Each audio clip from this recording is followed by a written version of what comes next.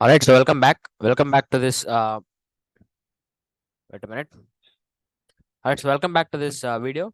In this video, we are going to, as you might have seen in the thumbnail and the title, we are going to code a text summarization model.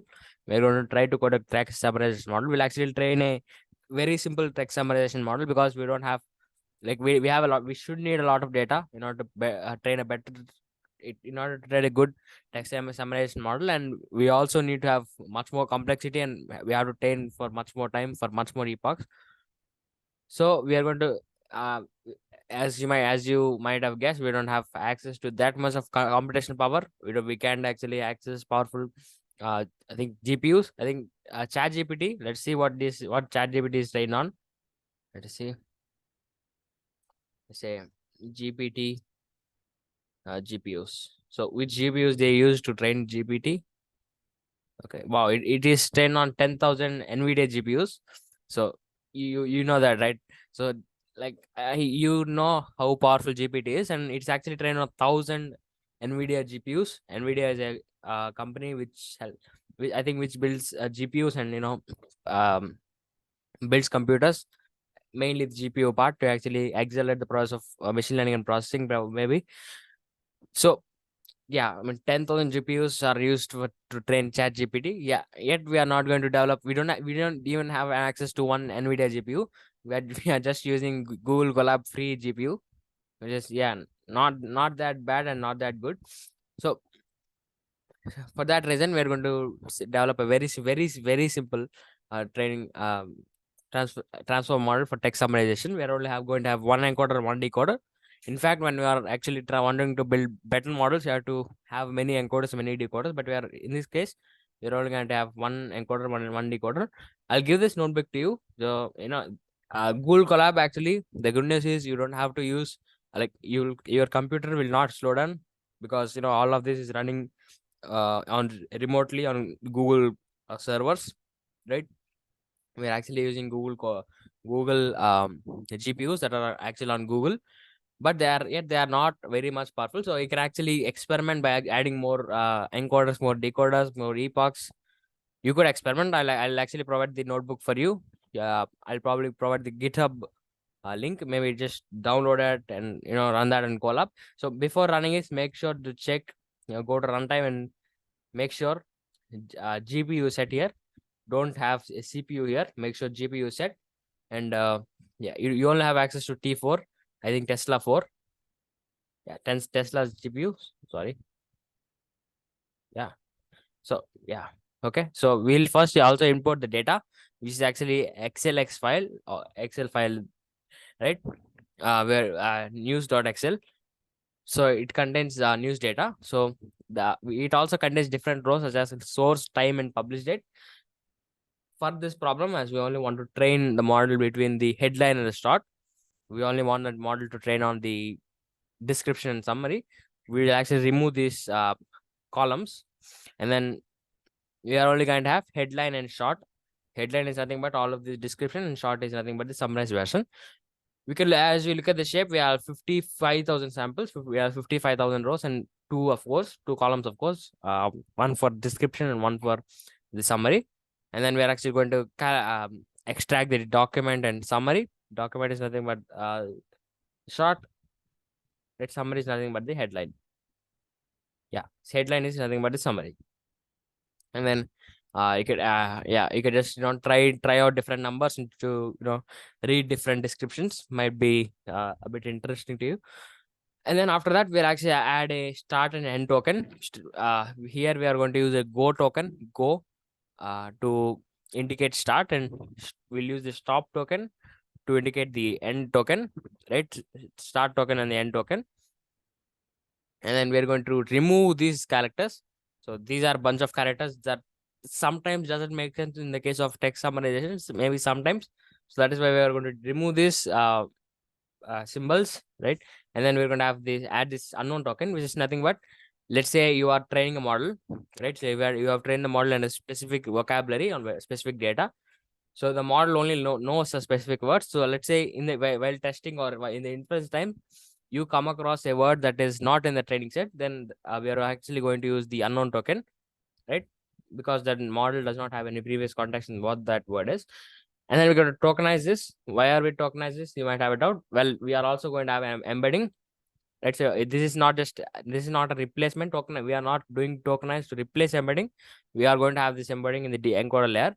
So don't worry, we are going to tokenize. For now, we are going to tokenize this using the TensorFlow text processing dot tokenizer function. And then we're going to apply this on document and summary. So we're going to get some tokenized version of inputs, right? Yeah, words in the case of document and summary. And then let's get to the inputs and targets. So input is nothing but the document, and targets is nothing but the summary, right? So inputs is the model will take inputs and try to generate the targets. And then the model will, of course, learn the learn the thing that it has to learn.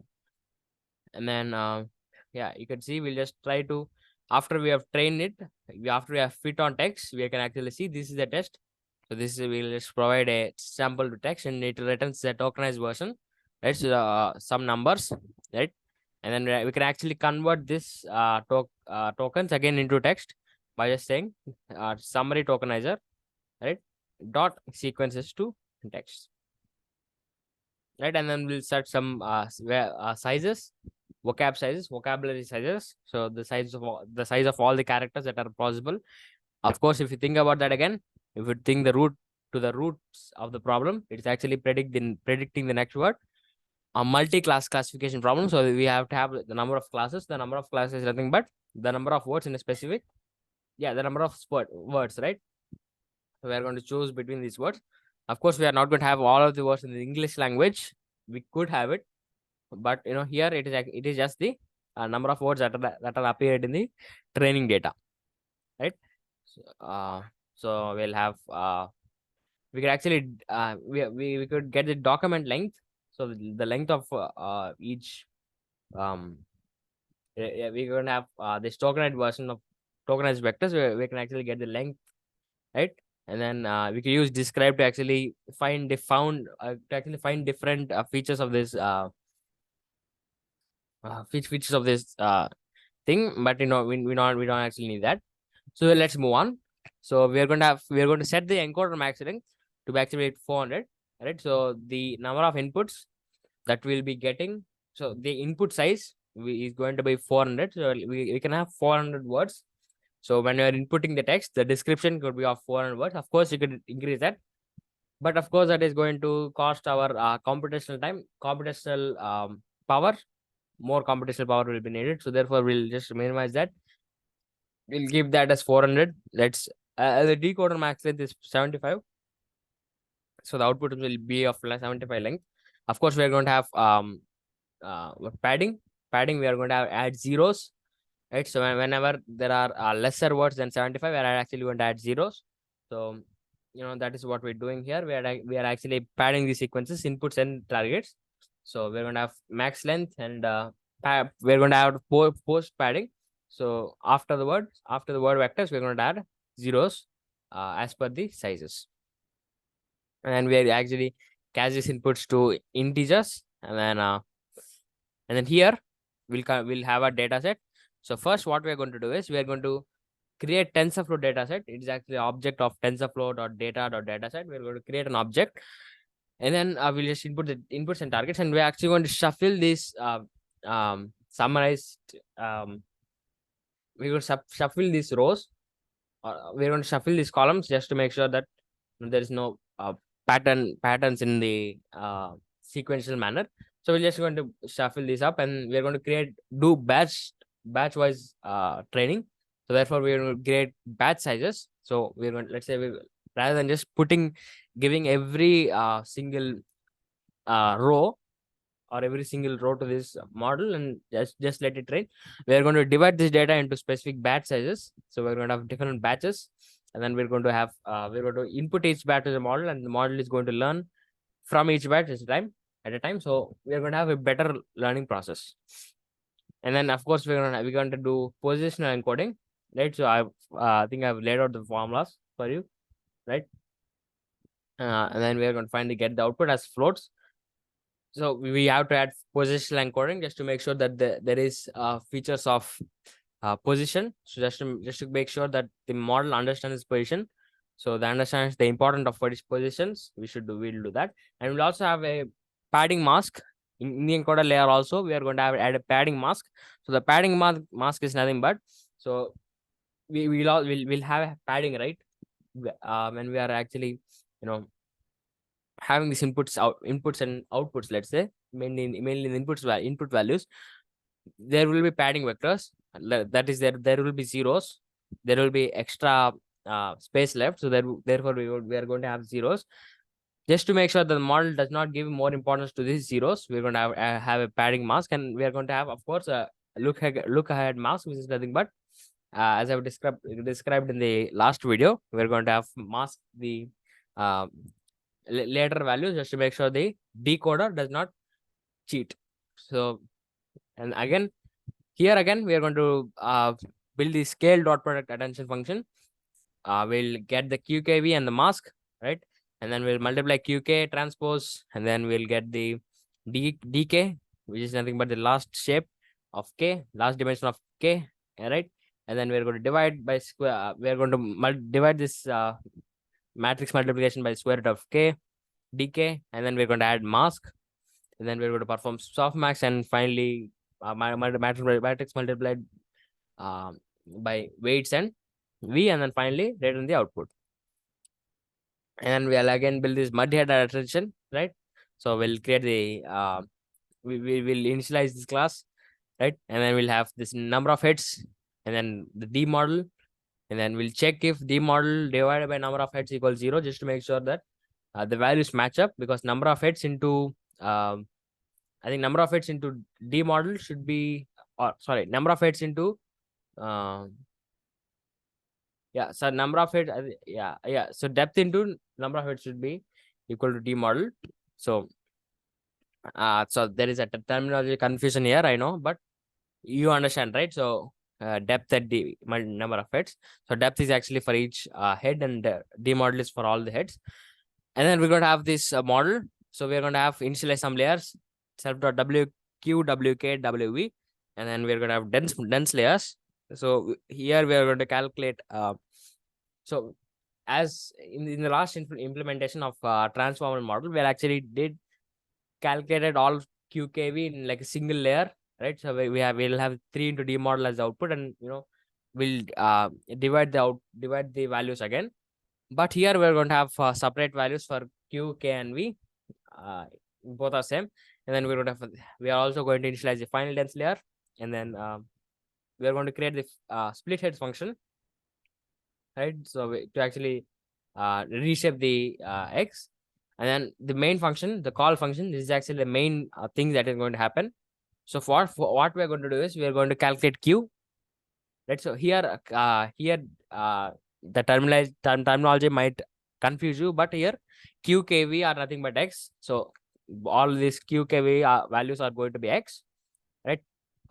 You probably would have known that from the intuition that I gave you in the past one of the past video. So QKV here as the input are going to be X's, right? And then what we're going to do is we'll just take this X, and then we're going to apply WQ function, and then we're going to do the same for K and V also. And after that, we're going to split head. We're going to reshape this values. We have done that in the implementation video. So we are going to reshape the values, and then we're going to do scale dot product attention, transpose the values, permute the values, and change the dimension, and then finally do the reshape and dense layers. So the final dense layer will actually get us the output of the multi-head attention layer, and then finally we get the output. And then we'll also implement the function of positional wise feed forward neural network. Just a classic neural network, right? So number of hidden layers will be the input, and then the final encoder layer, right? So the final encoder layer, nothing new again. Multi-head attention, feed forward neural network, layer normalization, dropouts, and you'll actually see what is going on here, right?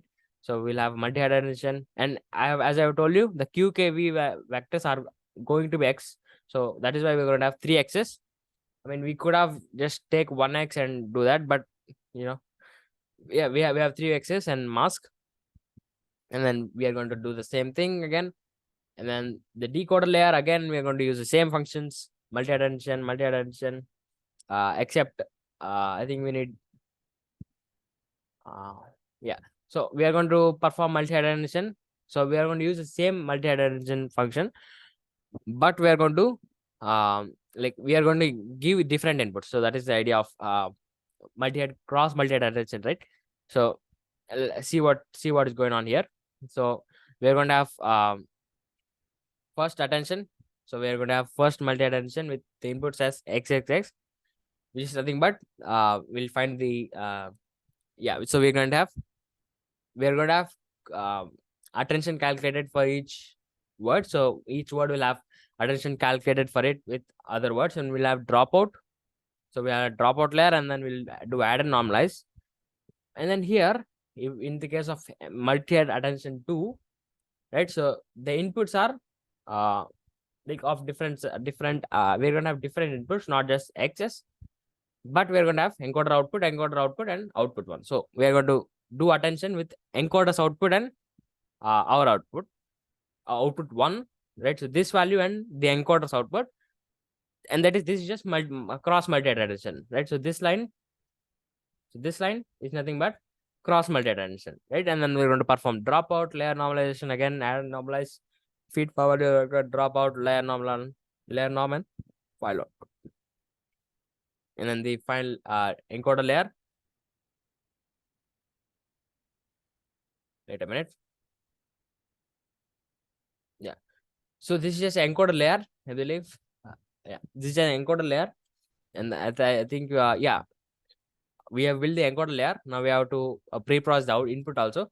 Here we actually build the final encoder, right? This is a this parent class. So the parent class of this class is going to be tf.keras.layers.layer. We're essentially going to build a layer, TensorFlow layer.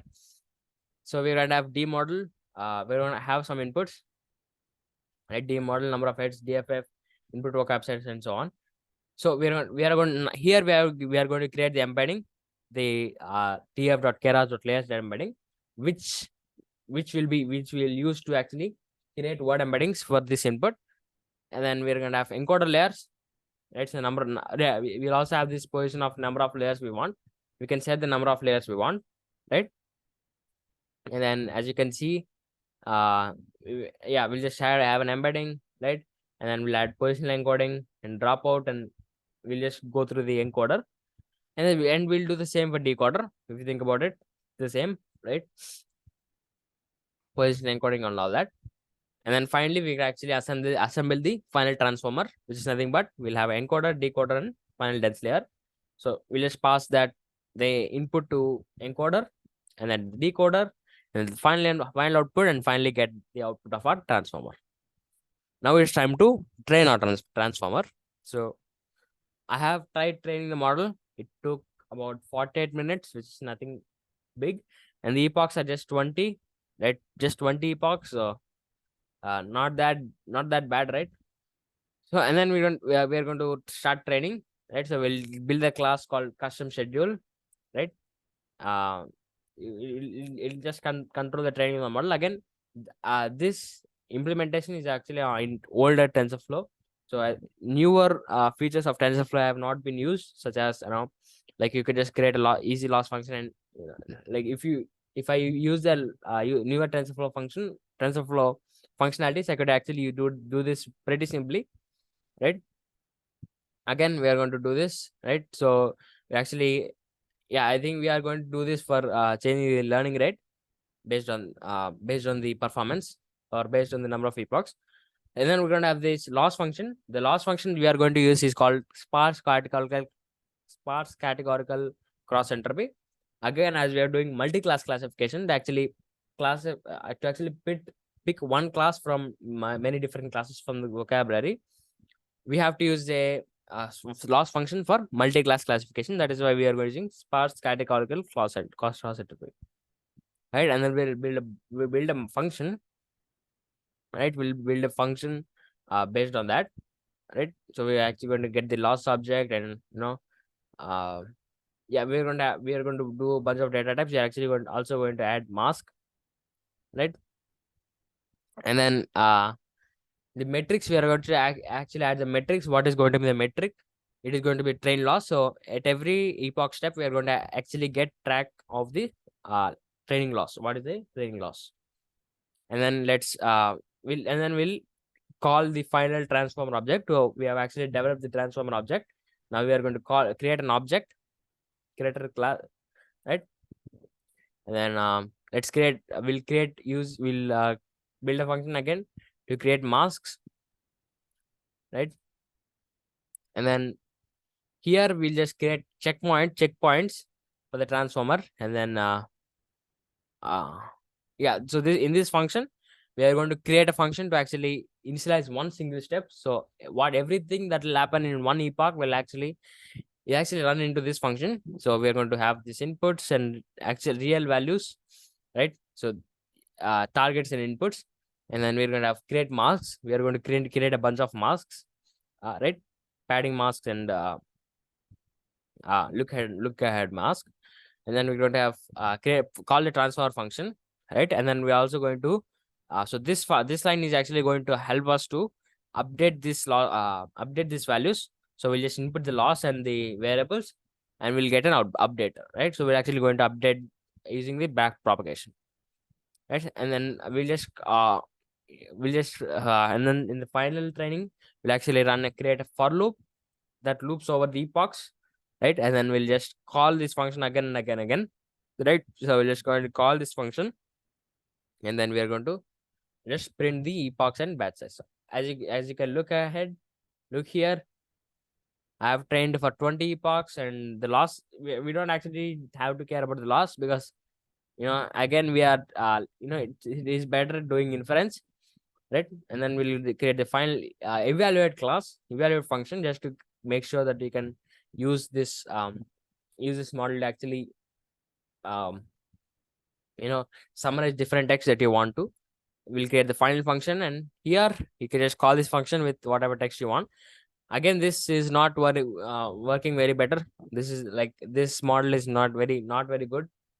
You could definitely increase the number of layers. You could definitely increase the number of epochs. You could increase the number of decoders, right? You could add more multi-adaptation layers, maybe more heads, more attention heads. Just try to I'll provide the link in the description of this notebook. I'll just make sure and try to experiment by adding more complexity to this architecture, more complexity to this notebook, and just experiment. All right. So as you can see here, this just took me 48 minutes, which is not very bad for the a text summarization model, a language model. So I also definitely encourage you to. So I mean, remember, you're not going to get the result that you achieved for, because again, like 10,000 GPUs, NVIDIA GPUs are required to train ChatGPT, right? And then like we don't even have access to NVIDIA GPU, or even half of the computational power that is come by one NVIDIA GPU. So therefore, it doesn't matter. The main thing is that you understand what is going on, the theory, right? So you understand what is happening here. So that is important. So thank you for watching, and I'll see you in the next video.